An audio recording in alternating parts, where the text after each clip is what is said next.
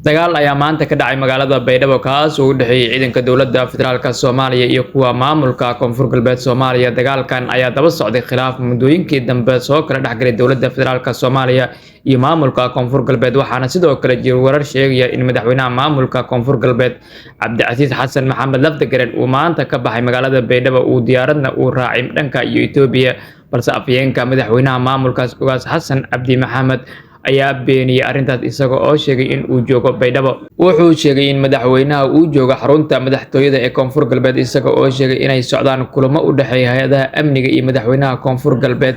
Madaxweynaha wuu fiican yahay, wax dhibaato ahna ma qaba ayuu sii raaciyay, waxa uuna beeniyay in ciidanka Itoobiya ay gacanta ku hayaan garoonka diyaaradaha ayna waardiyeynayaan halka. Dhinaca kale, wararka laga helayo magaalada Baydhabo ee xarunta ku meel gaarka ee maamulka Koonfur Galbeed ayaa sheegaya in khasaaro dhimasho iyo dhaawac leh uu dhaliyay dagaalka ka dhacay saaka duleedka magaalada iyo gudaha magaalada. Dhakhtar ka tirsan ee isbitaalka guud ee magaalada Baydhabo ee gobolka Baay oo diiday in magaciisa la sheego ayaa naaficisho u xaqiijiyay in 25 qof oo dhaawacyo ka soo gaaray xabado iyo walxaha qarxa la geeyay isbitaalka guud. Shan ka mid ah dhaawacyadan la geeyay isbitaalka ayagoo qaba dhaawacyo halis ah, sidoo kalena waxaa isbitaalka la geeyay 2 qof oo meyd ah oo xabadu ay ku heleysay magaalada dhexdeeda.